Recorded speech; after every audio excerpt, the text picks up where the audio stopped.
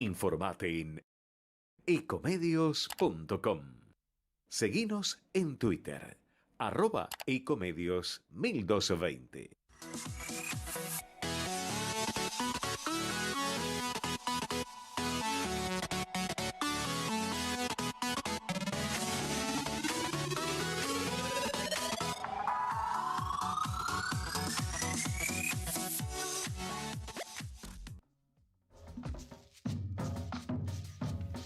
Buenas tardes a todos, otra vez entre ustedes y nosotros, en fecha, 17 de abril 2024, después de tantos años de estar en el aire, el programa del doctor Jorge Enríquez y quien los acompañamos, Lautaro Nieto, suscripto, y el doctor Osvaldo Pérez San Martino. Hoy Jorge está en este momento en reuniones en el Congreso, así que nos ha pedido que iniciemos el programa y que él, si puede, va a integrarse al panel. Mientras tanto, como nota de opinión, ustedes saben, esta semana ha sido una semana con algunas novedades importantes, sobre todo algunas que tienen que ver con los DNU y el DNU del gobierno original y la respuesta de la Corte Suprema, sobre todo al fallo en contra, digamos, del planteo que hizo la provincia de La Rioja, y también tenemos el fallo de la Corte contra el pronunciamiento contra un planteo que había hecho el doctor Rizo, años antes, presidente del Colegio de Abogados. Ayer se hizo nuevamente la elección y volvió a ganar el doctor Gilavedra. Después de 2 años de gestión, ahora fue ratificado por la mayoría de los abogados, que tuvimos que ir a votar ayer, día 16 de abril, y por amplia mayoría ganó el doctor Gilavedra, ratificando su gestión. Y volviendo al tema de los dos fallos de la Corte, nosotros queríamos que el doctor Osvaldo Pérez San Martino nos dé su opinión. Apenas lo tengamos al aire, le vamos a preguntar justamente qué opina acerca de estos dos fallos, que nos dé su visión y su explicación, su escueta explicación jurídica, ¿sí? Acerca de qué se trata esta cuestión y por qué se resuelve de la manera que se resuelve, ¿no es cierto? Más adelante vamos a tener una nota con el ex senador Miguel Ángel Toma, un hombre que, además de ser senador, ocupó altísimos cargos públicos durante los gobiernos del doctor Menem, y también el doctor Toma, que es un experto en cuestiones de Medio Oriente, nos va a hablar un poco acerca de también otra cuestión súper importante que tiene en vilo a medio mundo, que es, ¿no?, la respuesta de Irán y cuál será la respuesta de Israel, los ataques, ¿no?, de la República Islámica de Irán contra Israel. Estamos, medio mundo, ya digo, están expectantes de qué va a pasar, ¿no? Si esto se incrementan las agresiones, ya el mundo se está pronunciando sobre lo peligroso de esta situación, veremos qué pasa si como dice Putin o como dice el presidente americano Biden, si esto crece, podría ser una cuestión de ribetes muy, muy peligrosos. Acá lo tengo a Horacio conmigo, que también va a colaborar en el programa de hoy. ¿Cómo estás, Horacio? Todo bien, te quería avisar que tenemos ya en línea a Osvaldo San Martino y que Jorge está demorado, pero va a estar llegando.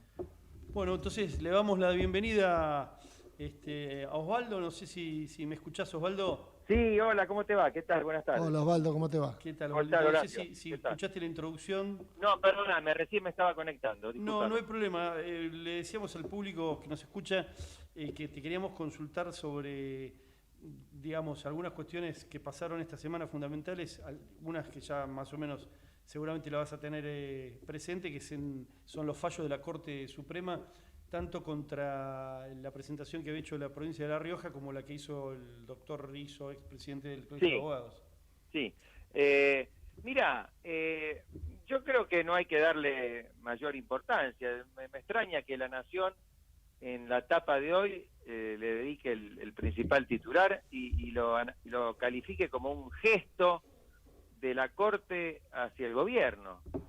Porque en realidad era algo obvio que la Corte iba a fallar de esa manera, porque si algún respeto mínimo tiene por sus propios precedentes, no podía hacerlo de otra forma.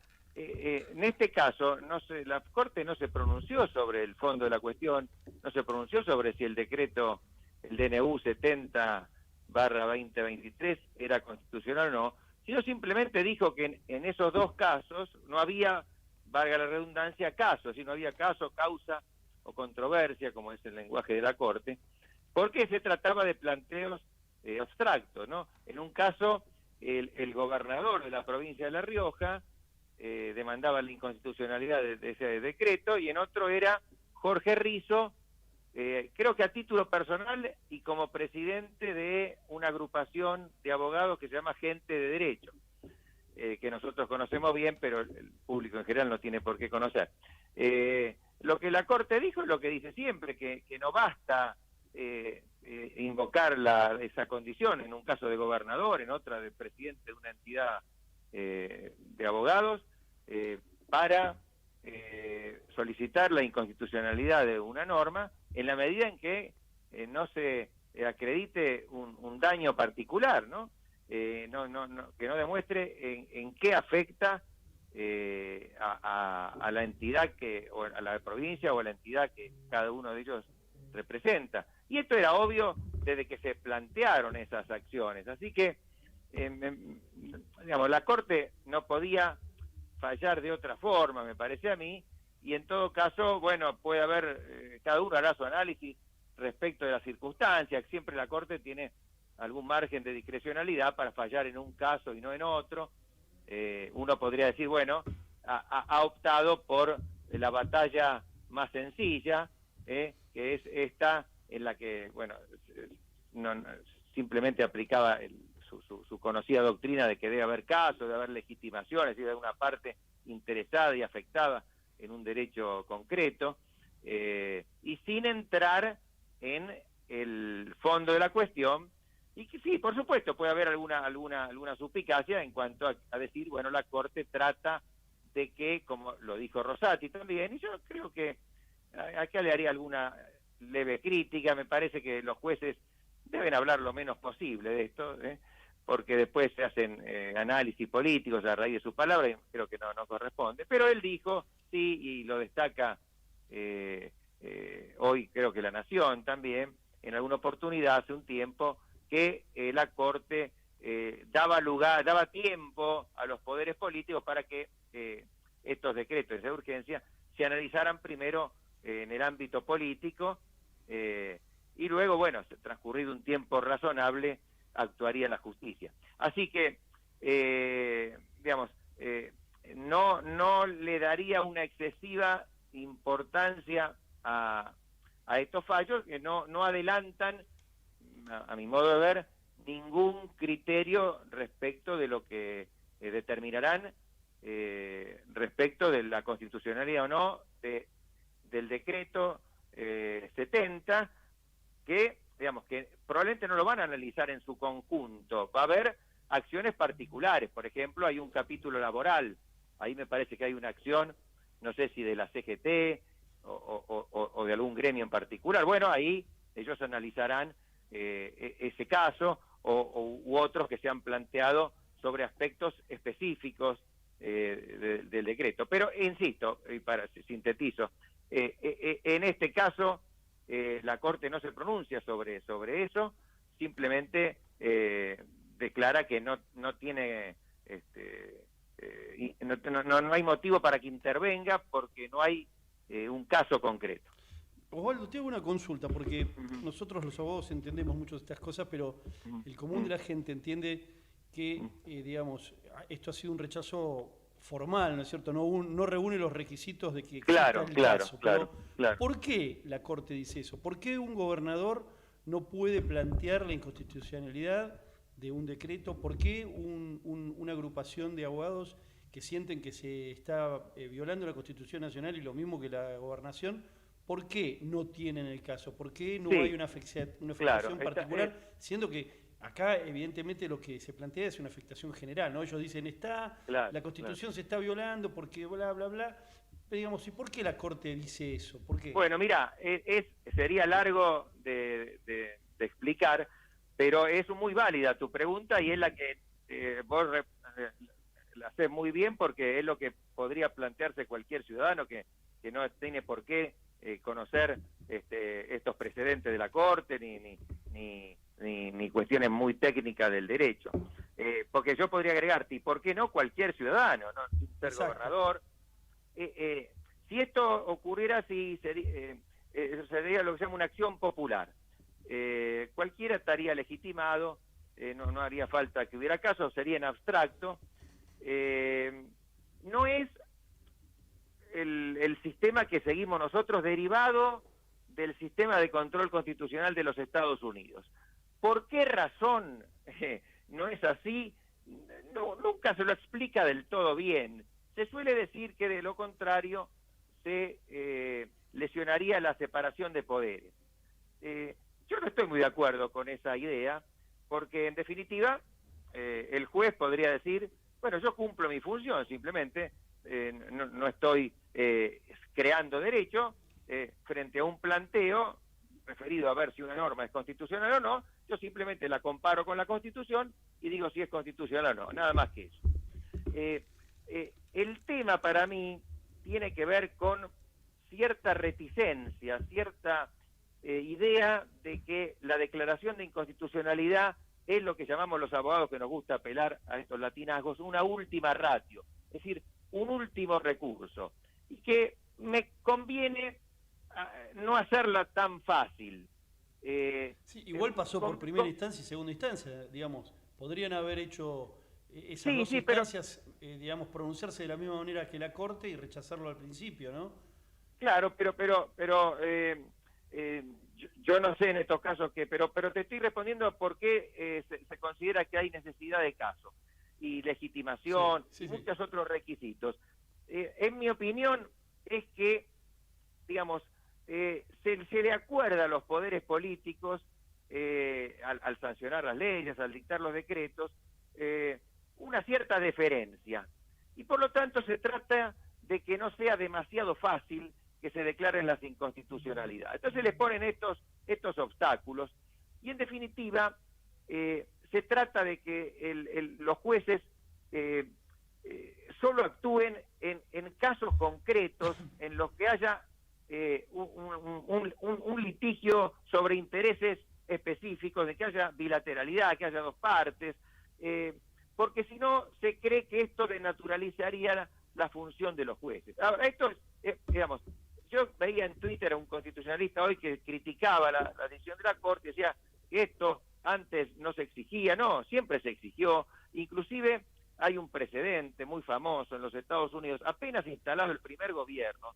que fue el de Washington. El primer secretario de Estado, Thomas Jefferson, le eleva a la Corte una consulta para preguntarle si determinado tratado que iban a firmar era constitucional o no. Y la Corte muy elegantemente le devuelve la nota diciéndole que, bueno, que su excelencia sabrá determinar, no sé, que ponga un palabrerío para ser lo más cortés posible, pero como diciéndole, bueno, no nos corresponde a nosotros pronunciarnos mientras no haya un daño específico, mientras no haya un caso concreto. No respondemos consultas, porque en el caso del gobernador o de Rizzo, en definitiva lo que se le está pidiendo a la Corte al pronunciarse en abstracto es que que responda una consulta, ¿no? Porque de lo contrario, para ir a acudir a los tribunales, nosotros tenemos algún conflicto, algún daño que nos perjudica. Como esto no se demuestra, entonces en la doctrina tradicional esta que estoy explicando, y que en definitiva no tiene una explicación del todo precisa. Sí, es como una acción declarativa y la Corte no está para acción declarativa. Claro, pero la acción declarativa se admite, igual es una construcción jurisprudencial más reciente, porque antes no se admitía. Se admite la acción declarativa de inconstitucionalidad, pero cuando hay un daño en ciernes, o sea, cuando todavía tal vez no se produjo, pero se va a producir. Por ejemplo, se sanciona un tributo. Bueno, todavía no me lo aplicaron, pero en el futuro es muy probable que me lo vayan a aplicar. Entonces, ¿para qué esperar el daño? Yo puedo acudir a los tribunales y, a través de una acción, pedir... Pero yo ahí, hay hoy un caso concreto, solo que todavía no se produjo el daño, pero, como dice el lenguaje de la Corte, en estos casos está en ciernes, se va a producir. Mientras que en el caso de la provincia de La Rioja, o en el caso de Rizo, ese daño no se va a producir nunca, porque el decreto... ¿En qué lo perjudica? Lo perjudica simplemente como un ciudadano que quiere que los decretos sean constitucionales, pero eso sería lo que se llama un juicio a la norma. No habría un conflicto concreto de intereses. Entonces, podemos estar de acuerdo con no, Sí, o no como, con que esta... como que a un ciudadano no le guste un determinado impuesto. Bueno, Claro, ¿qué vas a hacer? ¿Está aplicado? Claro, Acá es yo algo siempre le parecido. digo, claro, yo siempre le digo a los alumnos, para un ejemplo, imagínense que se pusiera un impuesto a las grandes fortunas, no sé, una suma enorme. Bueno, yo, lamentablemente, no voy a poder demandar su inconstitucionalidad, porque a mí no me va a alcanzar. En cambio, una persona millonaria sí.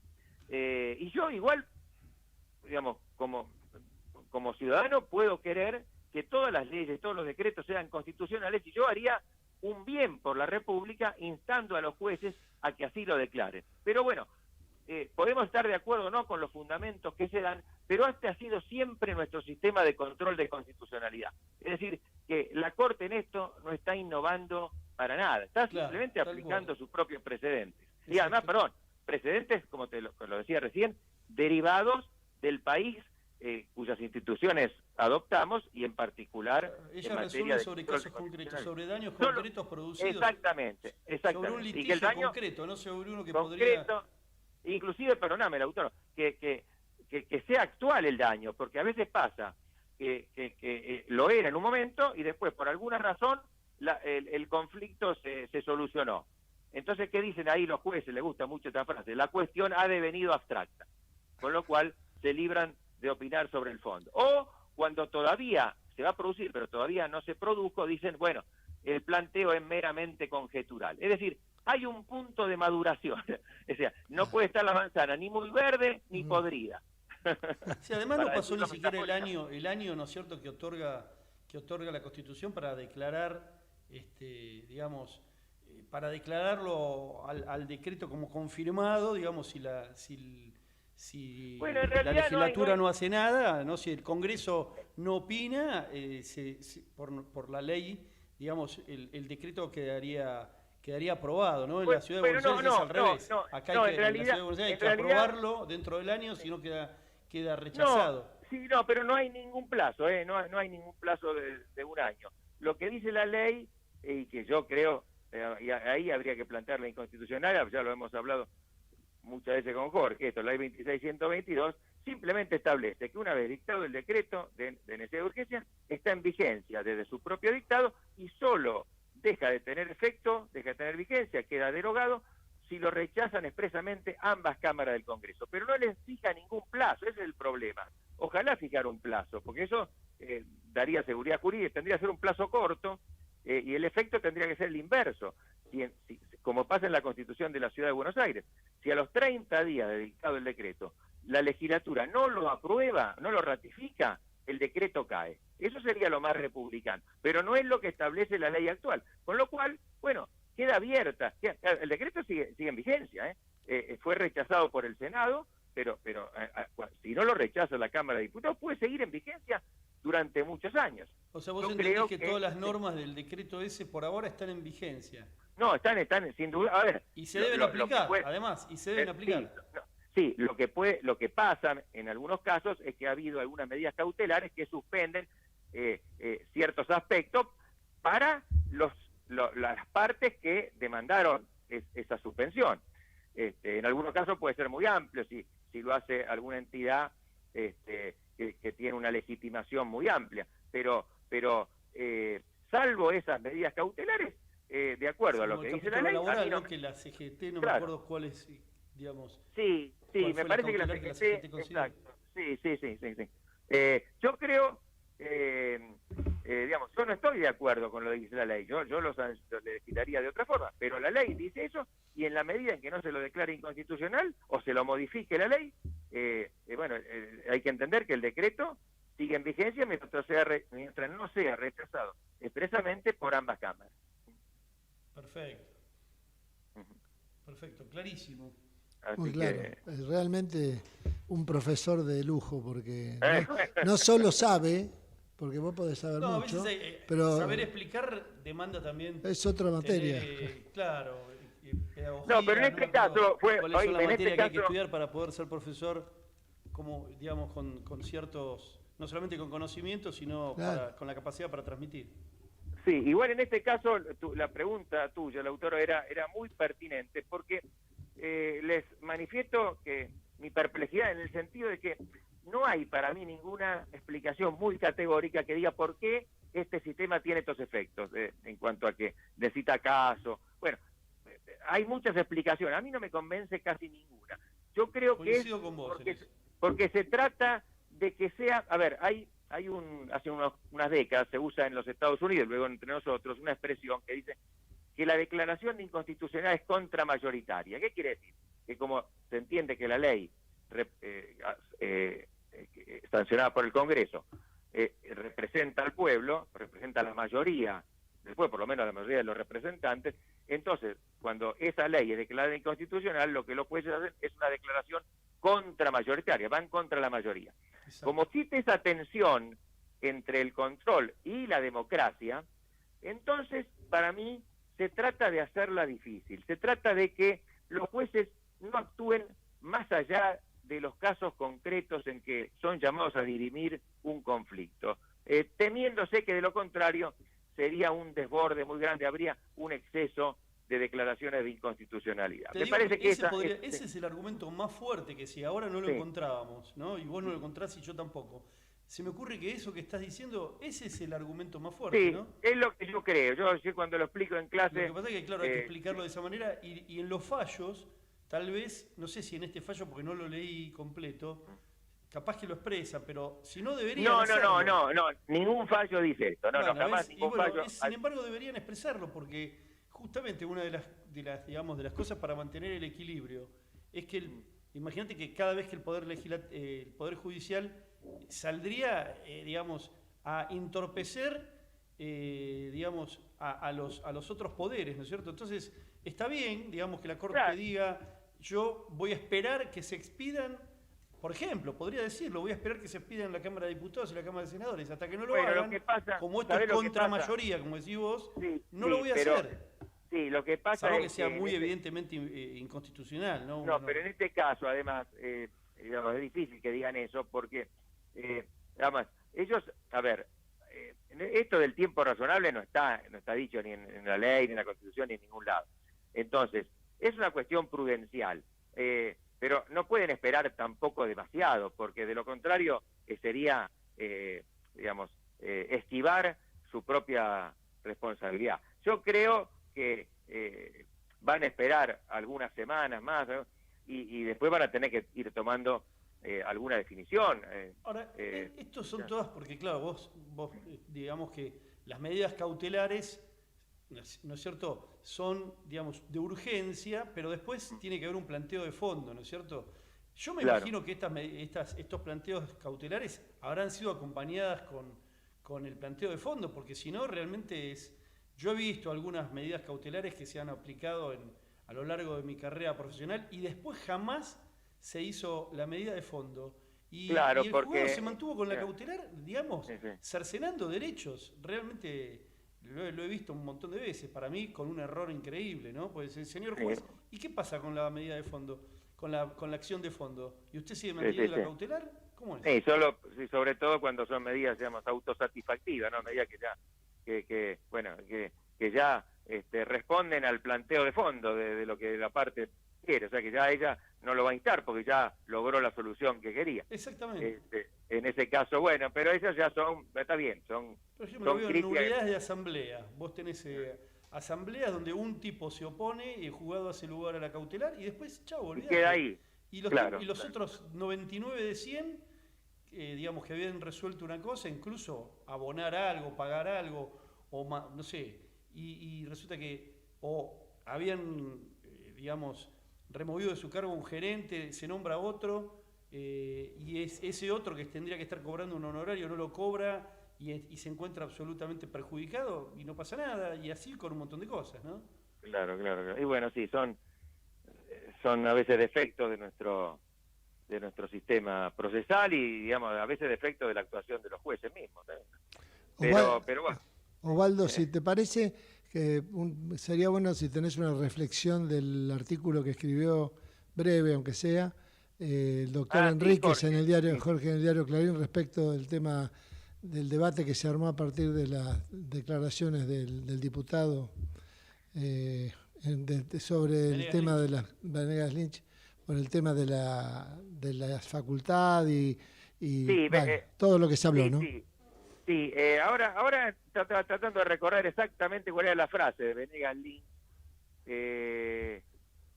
No sé si ustedes la recuerdan. Sí, con más bueno, él precisión. planteaba que no tendría por qué ser obligatoria la educación Sí, Dijo, no, él decía, escolar, porque si el padre necesita que el hijo se quede en el taller trabajando, pues que trabaje, ¿viste? Y vos decís, bueno. Que el padre, claro, él ponía, si un padre se quiere que su hijo lo ayude en el taller, ¿por qué tiene que mandarlo a la escuela obligatoriamente? Bueno, claro, son estas declaraciones bastante trasnochadas, ¿no? En las que suele apelar Venegas Lynch, no sé si para llamar la atención o porque realmente lo cree, y me parece que le hace un flaco favor a la causa del liberalismo, ¿no? Porque, como dice Jorge en ese artículo, nuestros liberales nunca han sido ni enemigos del Estado, ni de la educación pública, todo lo contrario, digamos, no hace falta recordar la enorme importancia que ha tenido la educación pública en la construcción de la Argentina, particularmente en lo que llamamos la organización nacional,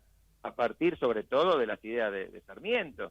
Hay que recordar que la famosa ley 1420 de educación común, que es un hito histórico de la Argentina, educación común, primaria, obligatoria, se sanciona durante la primera presidencia de Roca, ¿no? Con inspiración de Sarmiento, y desde entonces se ha entendido que el impulso a la escuela pública y la necesidad de la obligatoriedad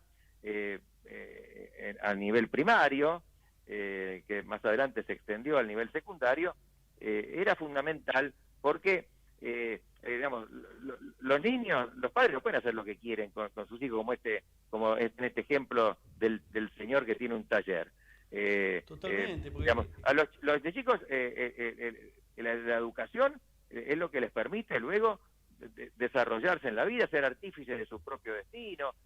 Justamente es una garantía de la libertad, poder educarte para prepararte para ser libre, ¿no? Y si vos no lo mandás a estudiar, ¿qué herramientas le das para que sea libre?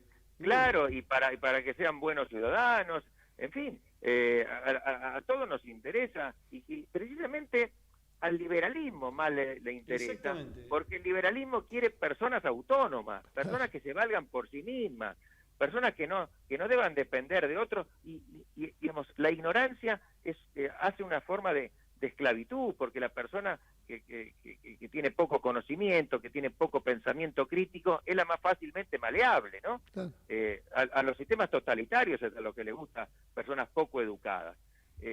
Por lo tanto, me parece que, digamos, ellos tienen que entender que la gente no los votó porque pertenezcan a una determinada escuela económica que pocos conocen.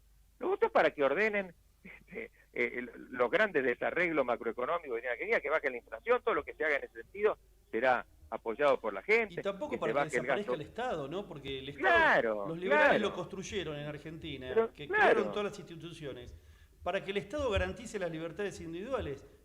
No lo hicieron desaparecer. Con la desaparición del Estado es la anarquía. Es la anarquía y es la desaparición de las libertades en la mano del más fuerte. Es al revés. El Estado tiene que estar para equilibrar, ¿no? Pero oíme, esto es Hobbes. Esto ya es 1600 y pico. Ya fue teorizado sin Estado, ¿qué hay?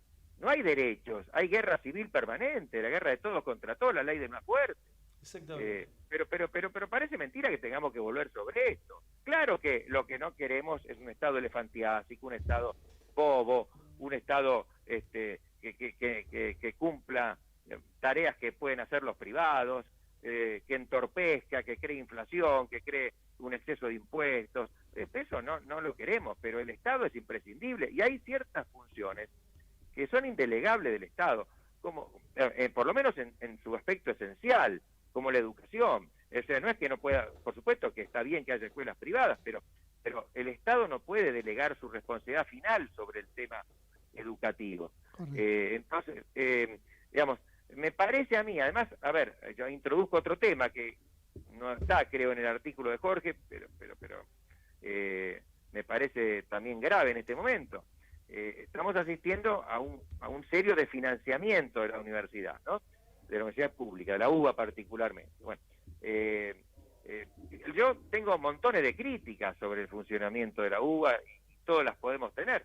Ahora, no podemos de un plumazo por voluntad de una persona someterla a una asfixia económica porque la UBA, además de profesores, de sueldos de personal, tiene hasta hospitales, claro, tiene centros de investigación.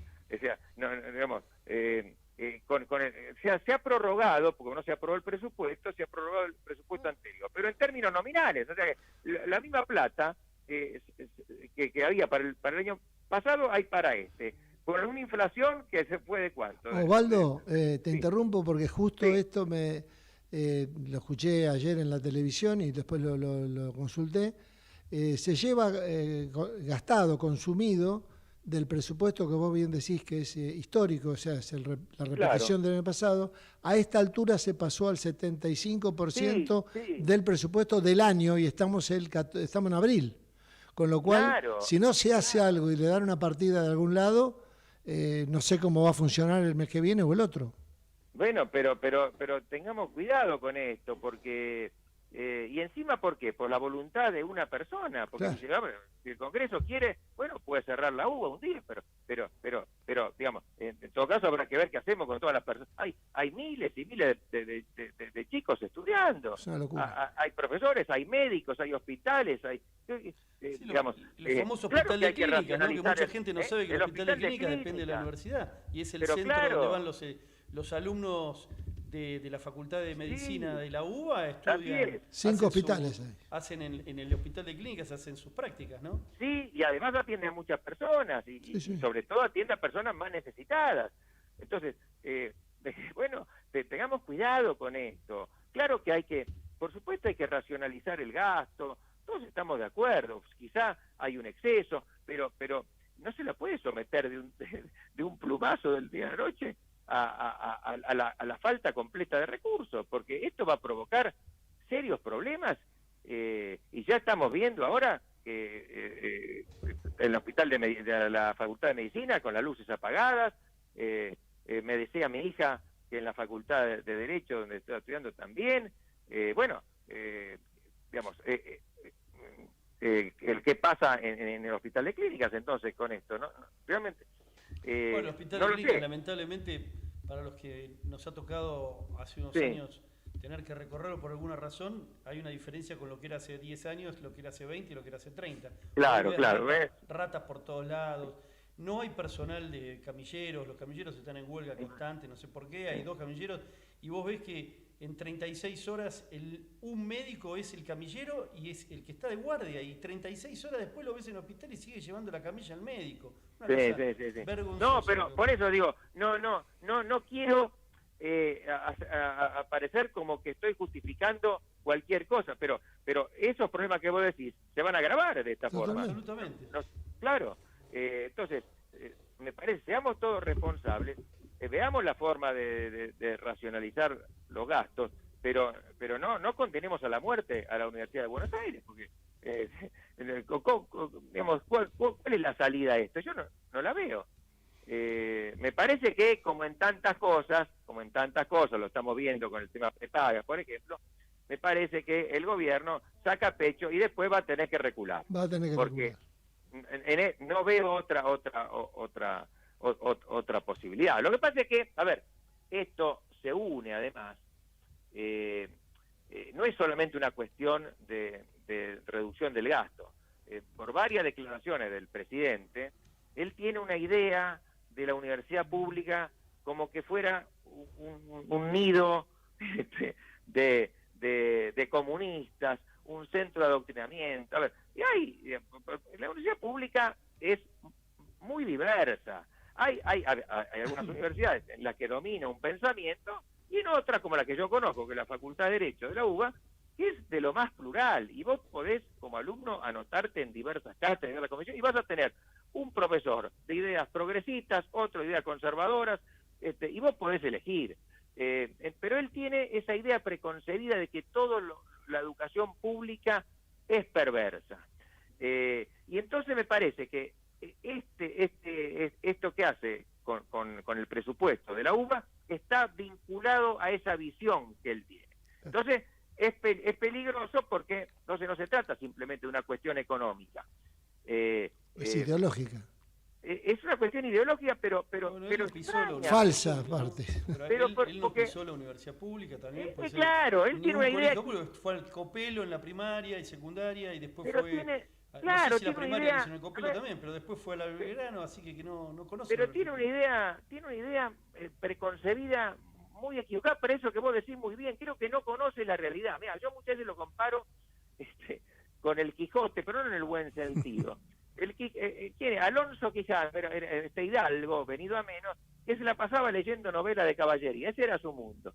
Y un día se cree que él es un caballero, y sale, y bueno, y entonces confunde, cree que hay cree que lucha contra unos seres poderosos y son unos molinos de viento. Porque tiene una percepción distorsionada de la realidad. Y después llega con tanta escuela austríaca y esto, y aforismos o teorema de no sé quién, le falta conocimiento de la realidad, que es una realidad diversa, que no es tan asimilable a esos textos donde él sí me parece que fue adoctrinado. Sí, tal cual, viste, digamos, la economía tiene que ser más amplia que la escuela austríaca, ¿no? De hecho, claro, no sé cuántos países del mundo exitosos la aplicaron, ¿no? También habría que ver eso. A ver, decime en qué países famosos, en qué países poderosos ha sido aplicada la teoría austríaca. Y decime todas las que vos decís ninguno, que te lo digo. A ver si los japoneses, cómo crecieron los alemanes, cómo hicieron los ingleses, cómo hhicieron los americanos. Los chinos, segunda potencia mundial, ¿cómo hicieron? Y además, ¿cuáles son los países de mejor calidad de vida del mundo en general? Los nórdicos, ¿no? Y ahí hay una economía que es bastante libre, hay economía de mercado, donde el Estado interfiere, pero hay también altos impuestos, hay una intervención del Estado en educación, en salud, en transporte. Es decir, no es esa idea de que todo lo estatal es perverso, es malo, que toda idea de restribución es mala. Bueno, no se aplica en ningún lugar del mundo, como en ningún lugar del mundo se cree que el Estado es una asociación mafiosa. Porque si él cree que el Estado es una asociación mafiosa, él no puede presentarse a jefe de Estado. Porque también es un mafioso. Porque él pasaría a ser el jefe de la mafia. Bueno, da para seguir esto, pero nos están haciendo señas, tenemos que ir al corte, Osvaldo. Muy bien, gracias. Muy interesante la charla, Osvaldo. Un abrazo, saludos. Chau. Y vamos al corte.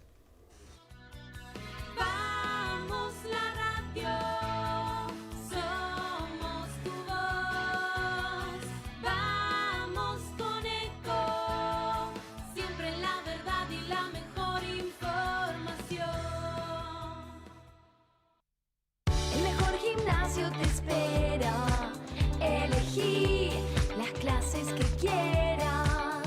En UNFIS vamos a cuidarte. En UNFIS venimos a encontrarte. ¿Cómo prevenir dengue, zika y chikungunya? Sin criaderos no hay dengue. Limpia tu patio de objetos que acumulen agua. Elimina agua estancada de recipientes. Reemplaza con tierra o arena el agua de tus flores. Tapa los tanques de agua y cisternas. Tira y perfora llantas para que no acumulen agua. Limpia floreros y bebederos. Recordá, sin criaderos no hay dengue. Intendencia Menéndez. Informate en ecomedios.com. Seguinos en Facebook, Ecomedios Live.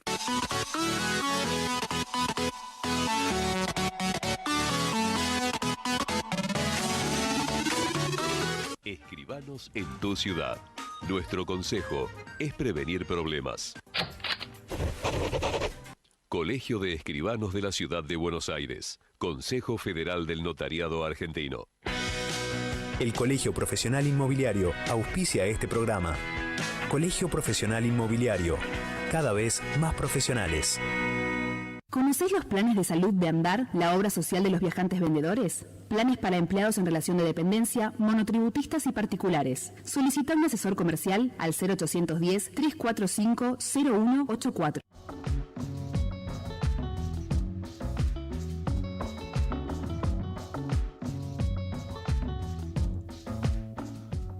Bueno, después del corte nuevamente, entre ustedes y nosotros, estamos viendo a ver si logramos contactarnos con nuestro conductor, el doctor Jorge Enríquez.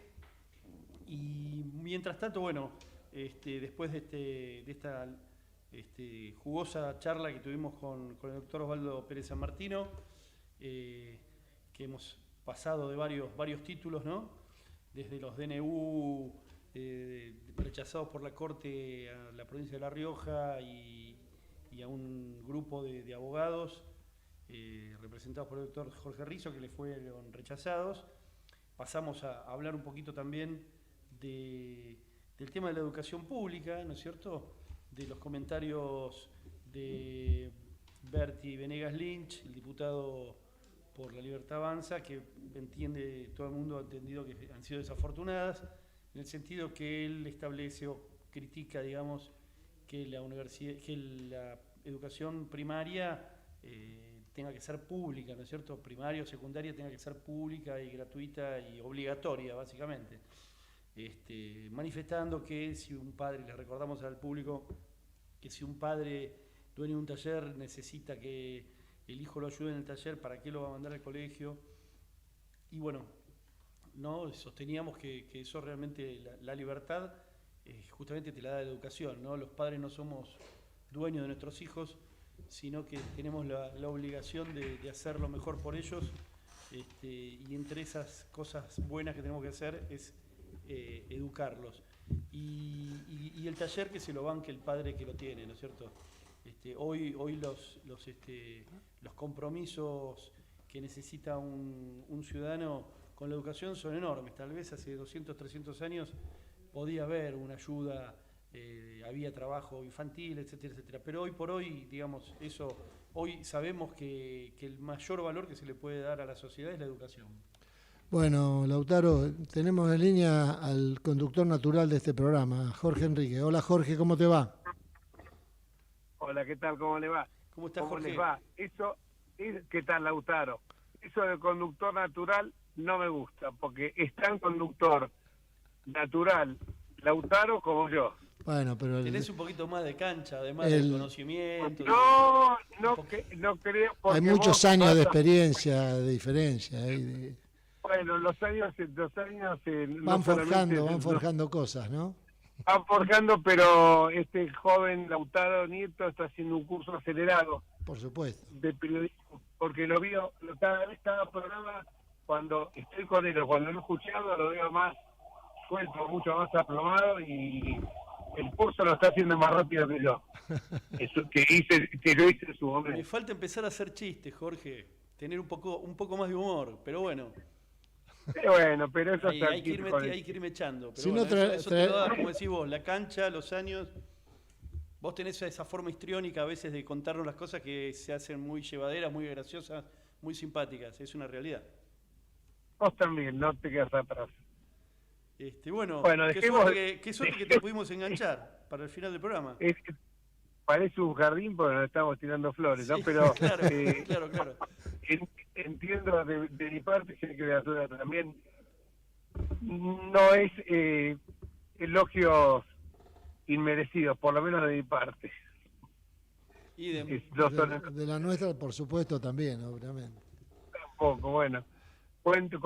Cuéntenme, porque bueno, recién Jorge, estuvimos con Osvaldo Pérez San Martino hablando acerca de las dos fallos de la Corte, rechazando tanto la medida cautelar solicitada por la provincia de La Rioja como la del doctor Rizzo. Bueno, nos explicó muy bien cuál es, digamos, el fundamento del rechazo. Yo le pregunté, digamos, porque no había caso, y bueno, después le digo, ¿pero qué significa que no haya caso? También lo explicó muy bien, muy claramente Osvaldo. Y después pasamos a los comentarios de Berti Venegas Lynch, el diputado de La Libertad Avanza, que bueno, nos sorprendió con ese título de que ¿para qué vamos a mandar al colegio a un chico si el padre lo necesita en el taller, ¿no? Y que bueno, generó tu tan importante nota que sacó el diario Clarín, ¿no es cierto? Así que bueno, que estábamos un poquito con ganas de que te explayes un poquito más acá, ¿no? Bueno, digamos que el rechazo fue medio unánime, porque casi toda la sociedad se expresó, incluso del lado de La Libertad Avanza, frente a este disparate. Nosotros entendemos que cuando se impuso la educación obligatoria, en la época siendo presidente Julio Argentino Roca, la ley 1420, eso se hizo básicamente porque se quería que los chicos, al obligarlo a los padres, porque no nos olvidemos una cosa, convenciones internacionales, constituciones, incluso como la de la Ciudad de Buenos Aires, consagran el derecho de los padres a educar a los hijos de acuerdo a sus preferencias y convicciones, pero hablan del derecho de los padres de educarlos de acuerdo, pero no dice el derecho de educarlos o no. Entonces me parece que y cuando se cómo educarlos, no de no educarlos, ¿no? Exactamente. Educar de acuerdo a tus preferencias. Si vos lo querés enviar a un colegio religioso, por ejemplo, en el caso tuyo, a tus hijas, la envías a un colegio religioso. Si querés un colegio laico, pero tenés la obligación de hacerlo. ¿Y por qué se hizo eso? Para terminar con el trabajo infantil. Fíjate que estamos hablando en los albores del siglo XX, cuando se nació en la 1420. O sea que no estamos hablando... Entonces, si ese señor aparece ahora diciendo nos vas a retrotraer a la etapa de hasta el siglo XVIII, al siglo XIX, en el siglo XX se decía esto, era porque querían evitar el trabajo, obligaron a los padres a que incluso no existiera la explotación infantil. Esto hay que resaltarlo. Ahora, cuando dice esto, evidentemente, ¿qué es lo que quiere? Una sociedad de incultos, ¿qué es lo que quiere? Transformarlo a los chicos que sean exclusivamente, que aprendan un oficio y toda su vida, como pasa en muchas culturas orientales, como el caso de la India, o el caso de la China, que el padre fue talabartero, el abuelo fue talabartero, el nieto fue talabartero y el bisnieto también talabartero. ¿Queremos eso o queremos una movilidad social ascendente? Creo que vamos hacia esto. Absolutamente, y ¿no? Inexplicable. Y la libertad es esa. A mí no se me ocurriría, porque ni te imagino a vos, que tenés 5 hijas mujeres, diciéndote, no, bueno, vos empezás a ayudarle a tu madre en esto, vos venís a ayudarme a mí en tribunales, o en la administración de propiedades, o esto, otro, y por lo tanto estudiamos, no hace falta que estudien, porque ya con saber decidir sumar y restar y multiplicar y dividir, se acabó el partido. Ahora, bueno, me parece un disparate total, porque esa parte, atarla a tu hija, tus hijas estudian carreras universitarias, la que quiere ser médica, la que quiere ser abogada, o la que quiere tener cualquier tipo de profesión, de cualquier tipo de estudio, realizar. Al contrario, las impulsamos a que vuelen con sus propias alas. Obvio. A mí me encantaría tal vez que me ayuden, pero al contrario, vos, si te gusta otra obviamente, cosa, te ayudo para que hagas lo que a vos te hace feliz. Y tienen capacidades para ello, y estoy seguro que lo harían excelentemente bien. Primero, yo tuve a mi hija cuando tiene 19 años de secretaria, y la brillante, la mejor secretaria que vos, pero como me ayudaba y era tan bien, hasta por una razón, es un egoísmo brutal el que tienen de decir esto. Porque estoy seguro que una hija tuya, porque aparte convivía conmigo, como en el caso de tus hijas, o sea que le podría decir, te acordate mañana cuando vayamos a la oficina, que me tenés que hacer acordar esto y esto, para vos te fijas, esto me parece una locura. Como también me parece una locura lo que dijo el diputado Giacometti, diciendo que los que van a la universidad pública no podemos votar la ley. Nada más en contra de los que preconizamos el pensamiento crítico de decir esto. Si vas a la universidad pública, no lo podés votar a Milei. ¿Cómo? ¿Quién me va a imponer lo que tengo que votar? ¿O dentro de qué andariveles me tengo que mover yo para honrar a la universidad pública? Y esto se comparece con otra cuestión, que hoy se está en tela de juicio si la universidad debe ser pública debe ser gratuita o no. Y yo ahí tengo algunas diferencias. Cuando hablaba Roca, la 1420 hablaba de la educación primaria, que luego por leyes posteriores Se extendió. por leyes ya de este siglo, se extendió a la secundaria con obligatoriedad, pero no habla nunca de la obligatoriedad de la universidad, Gratuita. ¿cómo se llama? De la universidad, de la obligatoriedad de ir a la universidad, porque justamente si te imponen la obligatoriedad es porque tiene que ser gratuita, ¿entendés? Si te está imponiendo la obligatoriedad, bueno, no tengo recursos, pero tiene que ser gratuita, pero la universidad no es obligatoria, y entonces es porque puede ser gratuito o no. Pero vos fijate una cosa, yo estoy de acuerdo que haya una universidad pública que sea para los sectores más vulnerables, y esto no es estigmatizarlo, esto es cumplir con el apotegma de la igualdad de oportunidades. Yo te doy la igualdad de oportunidades, pero si vos tenés una capacidad contributiva, no puede ser chicos que han ido en el colegio secundario, colegios ingleses, a colegios muy caros de un alto nivel privado, que después vayan a la universidad pública sin pagar nada. Y si no, que existan, porque pueden no pagar nada, pero para eso están las becas de honor, están los que pueden competir para, por ejemplo, obtener un premio que le permita pagar menos. Bueno, en fin, una serie de todas las universidades del mundo. Los estudiantes extranjeros, ¿no? Que tampoco pagan un centavo. ¿Sabes una cosa? Cuando yo digo que has avanzado mucho en esto, pero sacaste la boca. Era lo que yo te iba a decir. La pregunta que venía de cajón, estuviste vos en boca tuya, lo que acabas de decir vos, pero es tal cual. Los estudiantes que vienen a nutrirse en nuestras universidades para después volver a sus países de orígenes con lo que han aprendido en la Argentina. Esto es otra locura, claro. Pero yo creo que... Pero vos fíjate que ni en el fútbol pasa, ¿no? Porque vos fíjate que están las leyes mundiales que establecen que si un jugador lo preparás acá, cuando va a jugar al extranjero, el club que lo preparó tiene un derecho de formación. De formación y de formación. Entonces vos decís, bueno, fenómeno, vos no me pagás nada. ¿Pero te vas a quedar en Argentina? No, me vuelvo a Ecuador. Ah, bueno, entonces le paso la factura al gobierno de Ecuador y más vale que me la paguen, ¿no? Seguro. Esto pasa lo mismo con los famosos charters para operaciones de cataratas o operaciones de trasplante de córnea. Venían los charters de Paraguay para operarse en Santa Lucía o en la Glex. Entonces... Disculpa, justo viene el tema. Hay un caso de ayer que lo escuché en la televisión. En la provincia de Formosa, un matrimonio boliviano vino a tener familia a un hospital ahí de la localidad, no sé de qué localidad de Formosa, muy cerca de la frontera, y le dijeron que tenía que pagar. Bueno, está bien, no hay problema. Se hizo el parto, nació el chico y se escaparon del hospital. Cosa que si tenés que ir a Bolivia y hacerlo, te cobran antes de atenderte. O te dejan tirado, como varios argentinos que han muerto por no recibir atención médica de urgencia. Esto pasó ayer o antes de ayer. Programada. No han recibido atención médica de urgencia sencillamente por ser extranjeros. Totalmente de acuerdo. Y le voy a contar a un amigo mío, una persona de recursos, que su hija tuvo 7 hijas, todas mujeres también, y su hija, una de ellas, se fue con el marido por el mundo. Ella, 2 artistas eran. Quedó embarazada, en Los Ángeles la atendieron, tuvo una eclampsia, hicieron el parto, nació la hija y ella falleció por la eclampsia en el parto.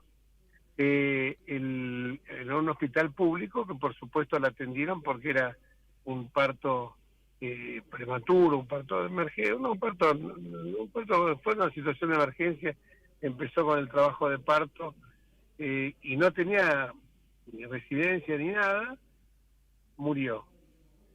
Hicieron el juicio y se lo ganaron al estado de California, creo Los Ángeles, no sé, le hicieron el juicio, se lo ganaron $1,500,000 que el padre lo depositó en un fondo de garantía, en un fondo de inversión, para que la chica con eso, la chica que nació, pudiera tener toda su preparación universitaria. Justamente, mirá cómo se compadece esto, ¿no? Para que la chica pudiera realizar sus estudios universitarios, porque en Estados Unidos la universidad pública no existe, la universidad es toda paga.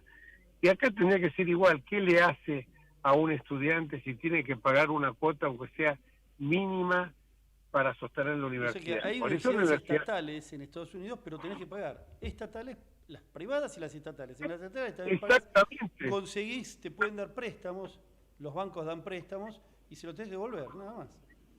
O sea, te allanan, no es que te impiden trabajar o estudiar. Exactamente, o sea, te dan el camino. Pero bueno, eso, lamentablemente, acá nos manejamos siempre con que todo es gratuito, porque decimos, nadie lo paga, y al final lo terminamos pagando todos. Al final terminamos con 177 tributos entre nacionales, municipales y provinciales, ¿no?